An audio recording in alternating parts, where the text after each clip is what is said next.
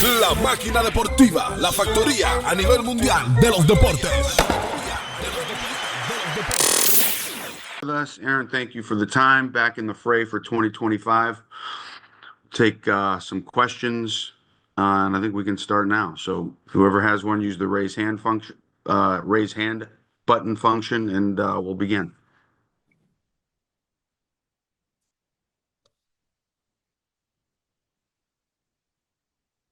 Assuming the raise hand function works, it does. Brian Hoke, go right ahead.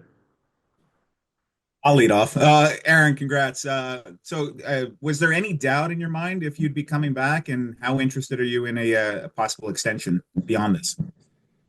I mean, I don't know. You're just kind of going through the season. There's so much that you're focused on. So it wasn't really it wasn't something that we were talking about. I knew something for after the season was over. So I didn't really have necessarily any expectation, especially, once you get to the playoffs and you're just kind of grinding through that every day. That's where the focus went.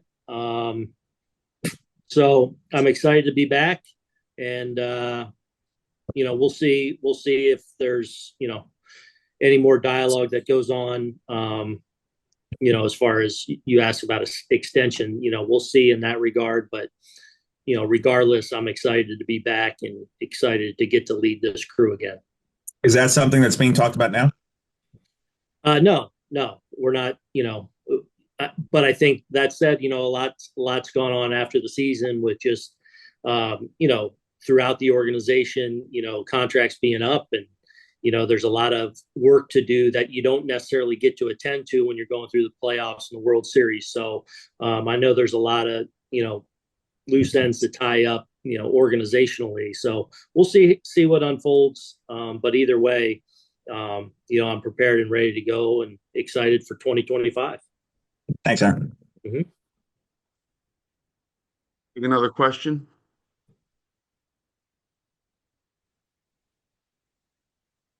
Alfred, go ahead, buddy. Hi, Aaron. Hi. Congratulations on one more year. Looking ahead to the next season, what does Jason Dominguez's future looks like? Do you expect him to be part of everyday lineup? And if so, do you see him playing more center field, left field? Yeah. Well, I continue to be super excited about Jason's future. And look, I'm in that camp of people that think he's going to be a great big league player. I love his makeup. I love his talent. And so I do expect him to be a big part of things moving forward. Always though, as a young player, you're working to earn those things and earn those opportunities. I fully expect him to be a big part of what we do this coming year.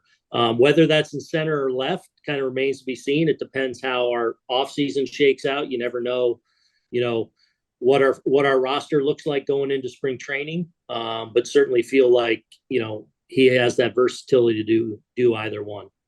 Thank you, Aaron. Mm-hmm. Mark Sanchez.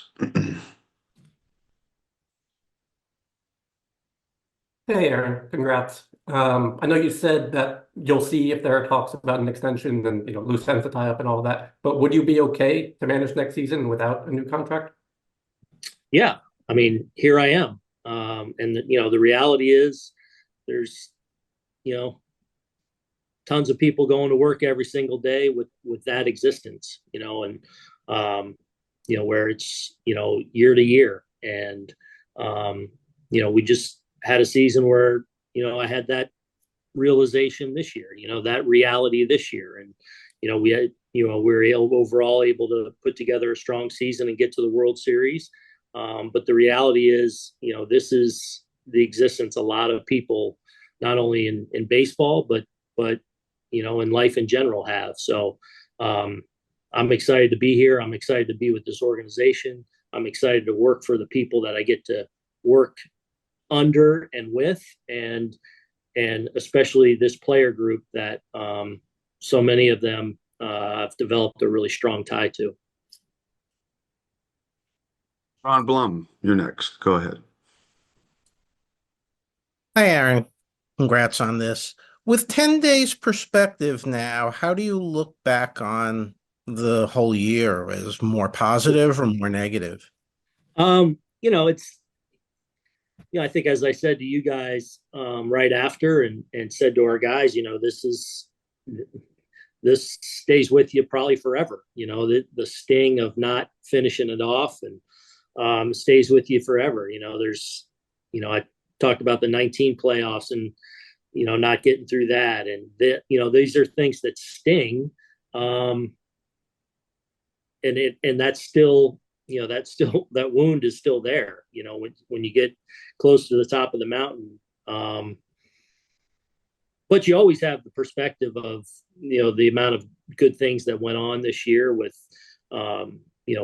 being able to win a division and get back to the playoffs after a really challenging 23, getting a chance to play in the World Series, but not reaching that ultimate goal. When you get close, there's pain that goes with that. And that, part of the reason we do this is, or I guess the reality of doing this is that pain never goes away. And I think you look at the history of time, and, whether it's talking to ex-players or ex-managers or coaches or whatever, they'll often talk to you about some of the toughest losses and some of those toughest moments that stick with you the most. And, that's certainly true. But proud of so many people and so many players and what they were able to accomplish this year. And, feel like some people that came into the mix for us that became significant parts of what we're doing,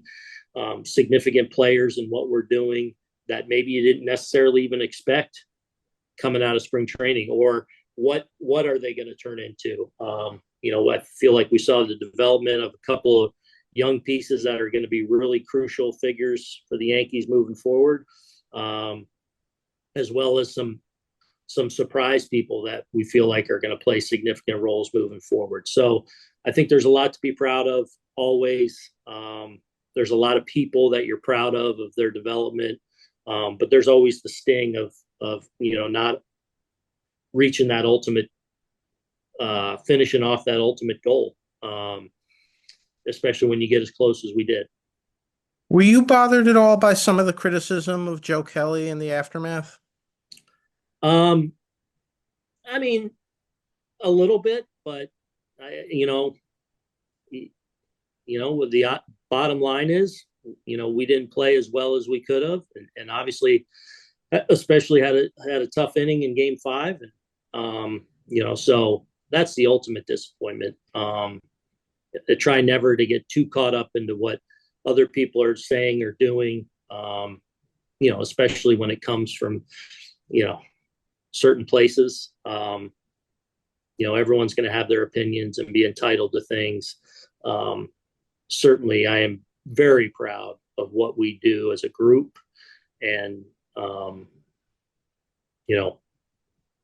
obviously there's always areas to get better, and I feel like no one works harder or leans into that more than our group, to try and constantly get better and move the needle forward. And that will continue to be the case.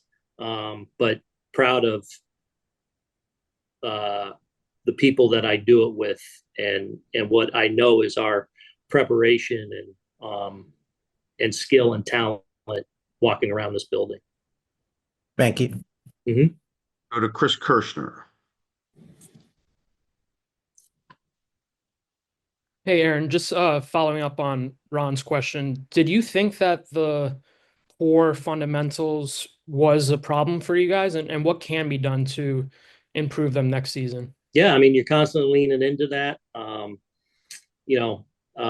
think it's a story that, blew up too much, and understandably, we had a really, really tough inning. I mean, but I think if you go back throughout the course of the season, and especially for those of you that covered us, on a regular basis, 2024 was a year in which we had a very good offense. But if you go back and look at, storylines throughout the season, I felt like there were a lot of times that we were winning games because of whether it was a big defensive play, whether it was, you know, small ball in a given day, whether it was, you know, a game 4 where we get a double steal and a contact read at home. And like those things happen throughout the year on a regular basis. We won a lot of games because of little things that we did well over the course of the year. We didn't play well enough in the World Series. We obviously had a very tough inning that understandably gets a lot of attention in game 5. And that's, you know, that's part of the game. As far as there's nothing that we don't lean into heavily and invest a lot in from a detail standpoint. And we'll continue to do that and also try and continue to get better and evolve where we think we need to. And then separately, 2 years ago, you took on a role with Judge's free agency. I know your relationship with him was longer at that time. Are you going to be active with Soto's free agency at all? And are you planning on traveling to California with Al? I am planning on being there for that. You know, first of all, I mean, as you guys know, as I've kind of said all year, like obviously what Juan did for us between the lines this year was pretty special and put together a remarkable season. But equally, I was just impressed with the person, and really getting to know him and getting to manage him was a pleasure. And, you know, so I will be there next week. I certainly would love to have him back, obviously. I want him in pinstripes moving forward. But you also know there's going to be a lot of people competing for that, and who knows where it ends up. All I know is that we'll try and put our best foot forward with it and hope that Juan's back, but also know that whatever happens, you know, I'm confident that, you know, the Steinbrenner family and the front office are going to do everything possible to, you know, put us in a position to have another strong team, another team that has a chance to compete for a championship. And they've done that long before I got here, and I know that'll continue to be the case. Hopefully it's with Juan, and but we'll see how it all plays out. Gary Phillips. Hey, Aaron, congrats and thanks for taking the time today. Mm-hmm. 2 questions for you. One, Cash mentioned Caleb Durbin the other day as just a possibility at second base. I'm curious just what stood out to you about him during spring training when you were around him. I think he's a stud. I mean, frankly, great bat to ball, elite ability on the bases as a base stealer. Good defender in the middle of the diamond, second base. He's really started over the last year plus to create some position flexibility too. You know, he's played some short, he's played some third. We introduced him to some outfield this year, all with the mind that, you know, this guy's going to be a big league player, and his bat to ball skills have been evident for the last few years. It was my first chance to get to see him in person this spring. Really competitive, kind of that hard-nosed, tough player.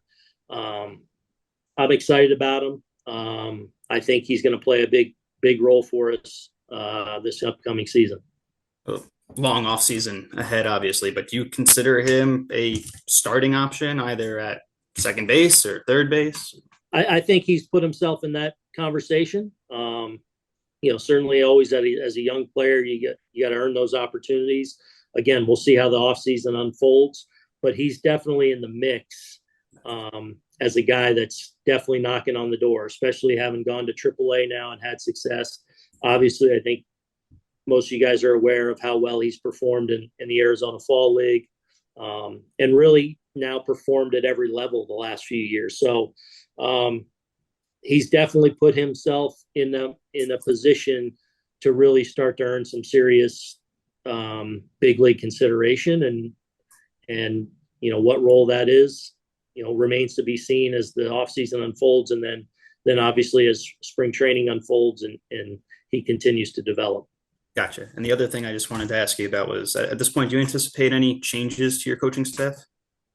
Um, yeah, we'll have one for sure. But so we'll see. We'll see. I would say largely intact is my expectation, but there could be one or two that end up changing. Nothing you're ready to share, it sounds like. No. Thanks, Aaron. Peter Splendorio. Hi, Aaron. Congratulations. Just from your perspective with Garrett's contract situation, just what kind of allowed that process to play out the way it did and reach the resolution it did, and just what does it mean to you to have Garrett back in the mix?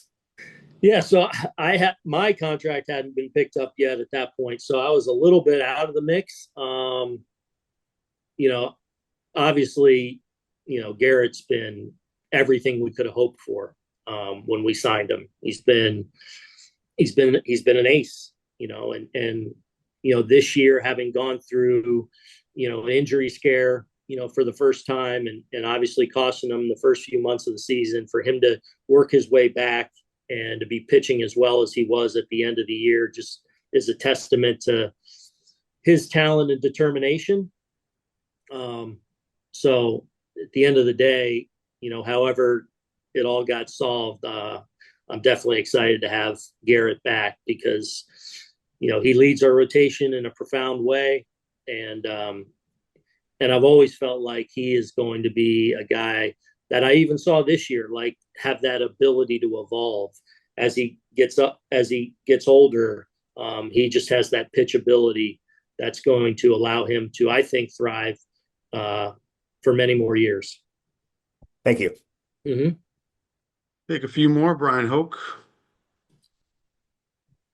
Aaron, so this meeting with Soto, what do you think your sales pitch would be? You just lived the whole season with this guy. How would you sell him on coming back to the Yankees? Yeah, I don't know. It's hard to, because I do know him. So, I mean, certainly, I think let it be organic and let the meeting go where it needs to go. I'm sure maybe he'll have questions now that he is a free agent or want to address certain things. But, I'm just going to go in there and be myself and confident in my relationship with Juan and the ability to have honest conversation with him. And certainly, hopefully cement the point of, how valuable and how much we think of him, not only as a player, but as a person. I got to live that with him this year. And so that'll be my sales pitch. Of course, how much we want him, but let the meeting go where it goes. Are you guys bringing anybody else in to make your case? I think there'll be. I think it'll be a fairly small meeting, but I don't know all that'll be there at this point. Thank you. Yep. Kirshner. From what you've seen, what are your thoughts on the kind of pitcher Roki Sasaki is, and do you think you guys have a chance? We'll see. He's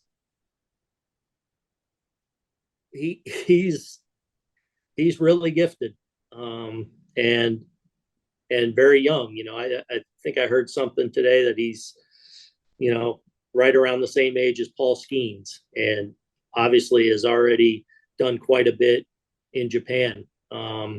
So we know it's a unique and special talent. A guy with, top of the rotation qualities. And so hopefully we're in the mix with him. But I really haven't started to have those conversations even with our organization. We've been aware of him for a couple of years. I came across him at some point a couple of years ago. But I certainly understand that this is a really, really special talent that's going to be coming over to Major League Baseball next year. Take a final two in queue. Junko, good to see you. Go ahead. If you can, yep. Hi, Aaron. Hello. Congratulations and thank you so much for your time. Regarding to the Sasaki news, when Chiba Rod officially announced that they will post him. How was the reaction? Did you excited? Or did you surprised? I don't think I was surprised because I was a little bit, at least, from the outside, very much the outside, aware of his situation and his age and the posting, and that it's a little bit different, more in line with how Ohtani came over here several years ago. So, but I knew there was some, I don't know, it seemed like maybe some angst between him and the organization for a number of those years. So I can't say I was surprised. I had heard something a few weeks ago that it was kind of like maybe a 50-50 scenario. A year ago, I heard this could possibly be in play coming this year. So I can't say I was surprised, but I guess the realization of it kind of happened quick, especially playing all the way through October. Thank you. The final question from Erico. Go ahead. Hey, Aaron. Sasaki's 23, by the way. He just turned 23 last week. Yeah. Have you seen him pitch in person, like in Japan or on a video or anything like that? No, I've seen some video. So I certainly know about the triple digit heater and the fork ball. And like, this is a guy that, you can certainly envision coming over here and being an ace and being a dominant starter. I mean, he's got that kind of skill set. I hear really good things about the makeup. So, we've been hearing about kind of Sasaki and Yamamoto in concert here for the last couple of years. Obviously, Yamamoto came over last year and now Roki. So, certainly aware that there were two special pitchers coming this way the last couple of years. And then for the starting pitchers, we spoke to Cash last week at the GM meeting. He always wants to improve the area. Do you also feel that starting pitcher is the area you want to kind of add or anything like that this offseason? I mean, we'll see. I mean, there's always needs to address, but in the end, you never know, like, do trades come into play?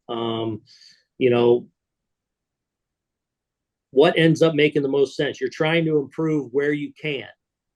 So it's got to match up sometimes. So sometimes you end up hammering an area of strength. Sometimes you are able to go, address a weakness through free agency or through a trade. So you never know how it's going to play out. You try and, as I know Brian, casts a wide net, and you're trying to ultimately improve your team and put yourself in a position to go compete for a championship. But you never know which way that's going to end, if it's hammering a strength or if it's plugging holes or addressing a need or a weakness. So we'll see how it all unfolds. It's one of the exciting parts of the winter, and looking forward to seeing how it unfolds to hopefully put us in a strong position when we head to Tampa in a few months.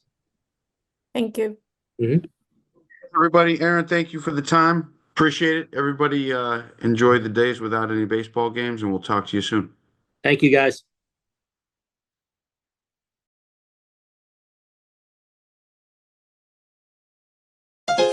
Oye, ¿me llamaste? Fritura Dominicana. Aquí, en tu hogar de frituras auténticas, tenemos lo que tu paladar necesita. Chicharrón crujiente, bofe jugoso, tripita y buche que te harán volver por más. Y no te olvides de la orejita, la carne salada y la mejor carne de res al estilo dominicano. ¿Te apetece algo más? Nuestra longaniza está repleta de sabor y la chuleta es sencillamente irresistible. Pero espera, que no hemos terminado. Los famosos menores con salami son un éxito rotundo. Y si es sábado, es tiempo de patimongo, un manjar que solo se vive una vez a la semana.